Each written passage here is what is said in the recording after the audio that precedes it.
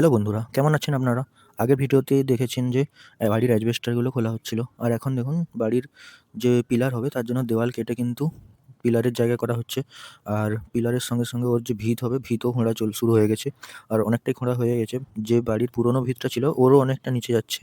প্রায় ৫ ফুট ভিতটা হচ্ছে। আর ৪x৪ এর আমাদের বেসটা হবে পিলারের।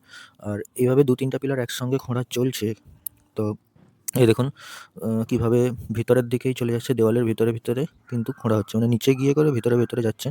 আর এই ধরনের পিলারগুলোর বেসগুলো কিন্তু যেইদিন খোঁড়া হয় ওইদিনই ঢালার চেষ্টা করা হয়। কারণ না হলে ওই বেসটার যে উপরের মাটিগুলো না ধস খাওয়ার চান্স থাকে। তাই যাতে না ধসে ওইদিনই ঢেলে দেওয়ার চেষ্টা করা হয়। আর দেখুন ওর জন্য রড কিন্তু অলরেডি দাঁড় করিয়ে দেওয়া হয়েছে। আর বেসও পাতা হয়ে গেছে। আর একটু পরেই ঢালাই হয়ে যাবে এটা। তো আপনারাও যদি এরকম লোড স্ট্রাকচারের যে বাড়িগুলো থাকে না, লোড বেয়ারিং এর বাড়ি, ওগুলোকে এরকম কলাম এড করতে চান তাহলে এরকমই দেওয়াল কেটে আপনাদের করতে হবে। এর পরের ভিডিওগুলোতে আরও আপনারা আপডেট দেখতে পাবেন যে কিভাবে কি করা হচ্ছে সিস্টেমগুলো। আর বাড়ির ভেতরের দিকে পিলারগুলো কিভাবে করা হচ্ছে ওইগুলো আপনারা দেখতে পাবেন। আর তার জন্য আপনারা চ্যানেলটা সাবস্ক্রাইব করে দিন। আর টাটা, বাই বাই।